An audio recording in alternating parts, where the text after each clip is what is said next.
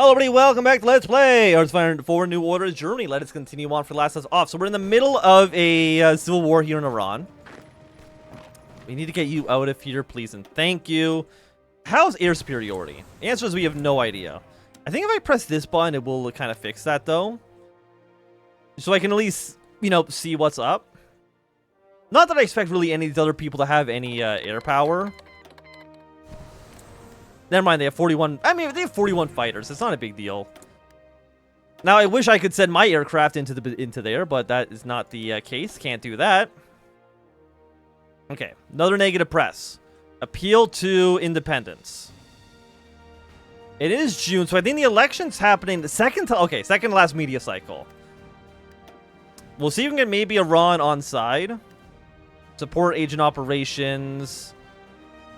We only have 11 command power as well. We're doing so much right now at the same time. How are you doing, by the way? You're going up by 1.1% per month.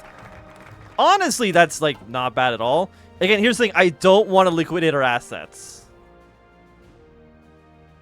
How the populace keep the Weimmark afloat. Banks gain power. National debt will decrease by 15 billion. But I think I need to do it. So is there anything we can do right now? We need 25 points. I guess you'd raise suspicion of Japan. Is something we can do here. I want to spend my political power where I can. So they're about to lose 100 of it. Yeah, raise suspicions of Japan. Yes. Get suspicions increasing here. Let's get that going with you. Industrial aid I'm not too worried about. 89, 63, 31. So we're not going to be able to push our way through you. Who are you? You're the Democratic Republic of Iran. Investigation and contact between no dissident cabinet members. Has revealed the common point of contact between them. Each member of the Cabal has maintained regular unofficial contact with chief of the party, Chancellor Boulder von Strick. Based on this information, it is the conclusion of this agency that von Strick is the leader of the Cabal.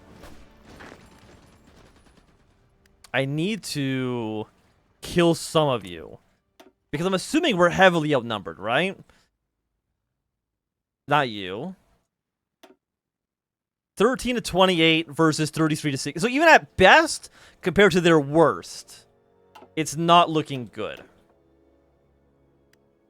And also, wait one second. Where's this other war going on? I guess it's down here, huh? Oh yeah, it's you two. I literally don't care about that territory. It doesn't matter to me whatsoever. So I'm not going to concern myself with that. 81. We gotta make sure Tehran doesn't collapse. But it's also like there's nowhere really good I can put these infantry. Okay, let's go back to Tehran. I really got to make sure that one doesn't fall. Industrial aid. You'll be done in about 2 weeks. We don't know what they're doing.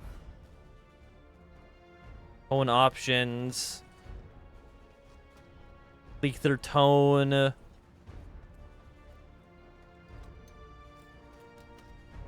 I don't think I've ever once actually been able to effectively utilize this. We've just been spending political power here for no good reason. Hard proof. Okay, Democratic Republic of Vietnam. To obtain hard evidence of von Strick's treason and ascertain his final goal, Agent Fulgios Ferdimos broke into the office of Helmut Meyer. Inside was a safe which, when cracked, was found to contain a document under von Strick's pseudonym. Initial analysis shows that the documents consist of communication between von Schreff, Scheifsen, Heinrich Müller, and several dozen senior members of the party administration. Okay. Also, so the Republic of Vietnam is led by the Viet Minh. Now, is Japan just going to let that slide? My guess is no.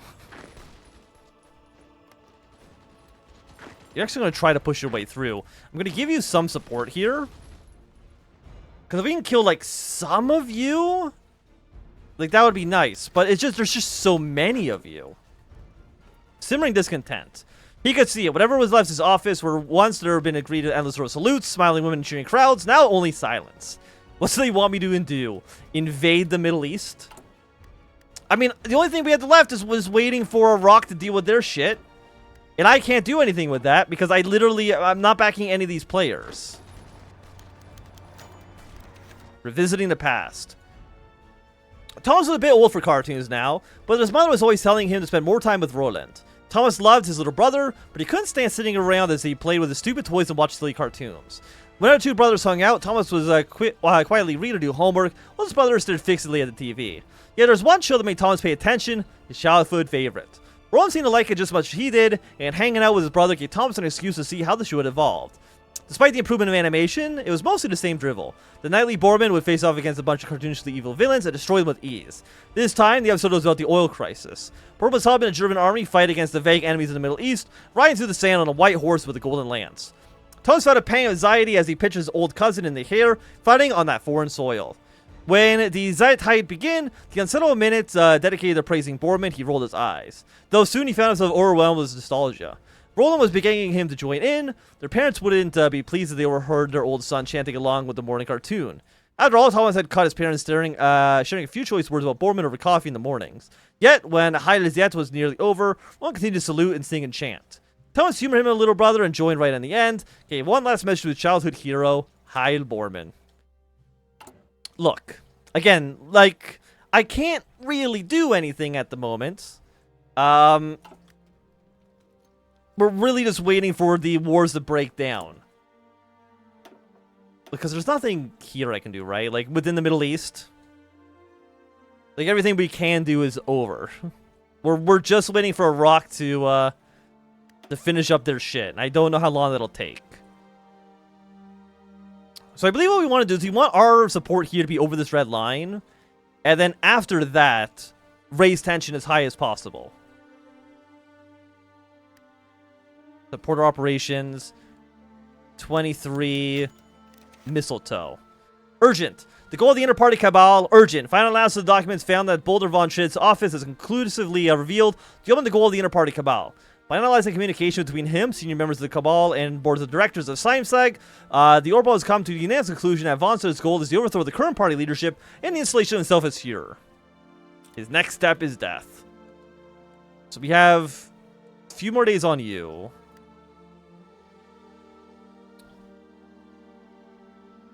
But I think we're going to run out of political power. Okay, increase German support. Let's get that done before we hit our negative 100, which is going to be happening very, very, very soon. Which is never great. Okay, goodbye assets. I will miss you so. Summary before execution. Galen's mirrored sunglasses reflected his richest grin. The Führer's face was twisted and ugly, and his fingers were flexing like he had already had von Schidt's throat in his grip. Excellent work, Ancient Fuchs, he said without a hint of satisfaction. Thank you, my Führer. He wasn't sure what else to say. Born in this state, he had a feeling many people were about to die, and would very much like to not be one of them. Might I ask what you wish our next step to be? Next step, Borman chuckled without humor. I would think that is obvious. Treason is a cancer that he dug out from the root. I want a list of enemies who had ever spoken to these traitors. I want a list of their families. I want you to start digging graves. Gumman nodded.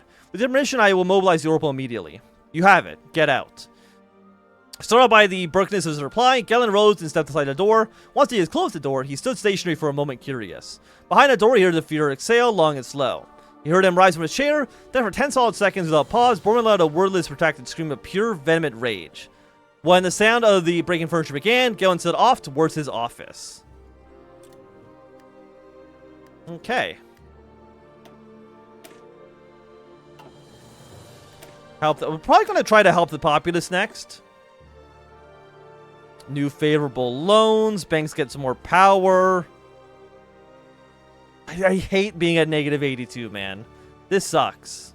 I mean, I guess we could have delayed it by one more turn for the heat in the desert, but like, how does that help me out? Not really by that much. Got a state of emergency. Okay. That's understandable. I do not want Tehran to fall. The Americans are already here. Which is a real pain in the ass. And Tehran has fallen. Okay, I need to get the Americans out of here. How close are you to being killed? You have 40%? Think, like, how are you supposed to win this fight?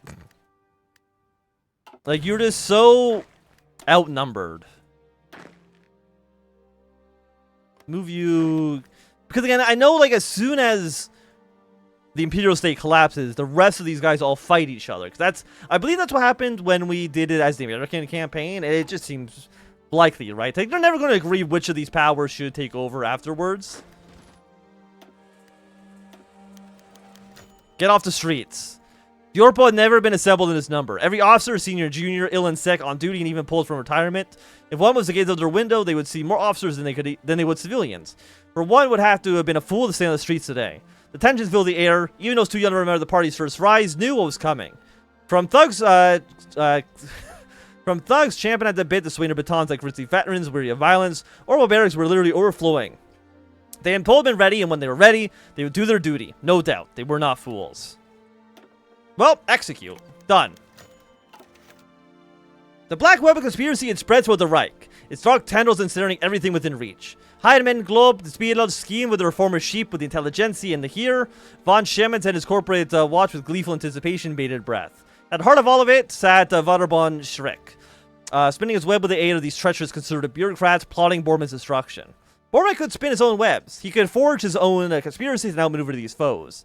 With sharp political cunning and a firm hand, he would strengthen his hold on power and punish those who would try to weaken it. But only a weak man would play the conspirators at their own game.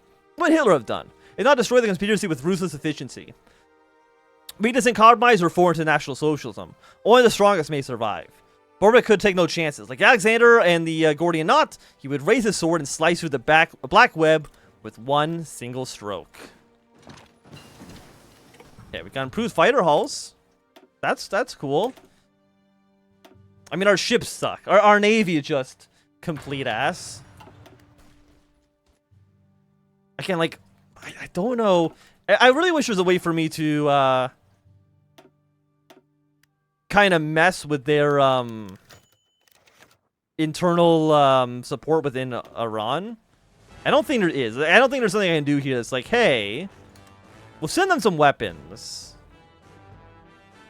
Oh yeah, final media cycle. How are we looking? We don't know quite yet. Negative message. Appeals to the opposition. 7 days. We'll see who's going to win the election afterwards. The wheels have changed turn and turn, crushing everything beneath it. The Oriental police have been deployed to march on major cities of the Reich on the orders of Reinhard Gehlen. From Vienna to Romania, armored vehicles were closing off streets and roads while armed officers pushed towards their targets. There will be no compromise. There will be no mercy. Traitors will cower before the might of the Fuhrer and his loyal soldiers. Martin Bormann shall remain master of Europe while the treacherous rats, ignorant in name only, suffer the consequences of betraying the German Reich. Unfortunately, this earth is not a fairyland, but a struggle for life. It would be kind of funny if this like completely backfires on us. Garner positive press. I don't want to do this. I think this is fine. I mean, everybody's allied to us. The Simons raid. What the hell is going on? Ernst von Simon screamed into the phone. Why are the OPOR officers raiding our building? Jesus Christ, 3 other people are calling me. Hold on. Yes? Slow down, slow down. Who did they just arrest? Hello? Fuck. Von Simons raised a napkin in his head and dabbed gently. Wolfgang, listen, I'm on several calls at the moment. What did you have to say? They're raiding your offices? You're on the other side of the fucking country. The door burst open and several armed Orbo officers filled out inside. They raised their gun in unison. Put your hands on your head, one of them shouted. Now turn around, you're under arrest on suspicion of treason. The man locked a pair of metal handcuffs onto his wrist and hauled them from the room, ignoring his cries of denial. We can dismantle them? Increase relief reserve by 1.6 billion. Let us just... Yeah, we'll get a new loyalist to be the new CEO.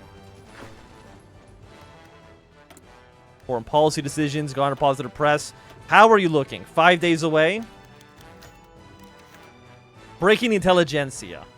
Again, they were all supportive of me, right? Like, hypothetically speaking.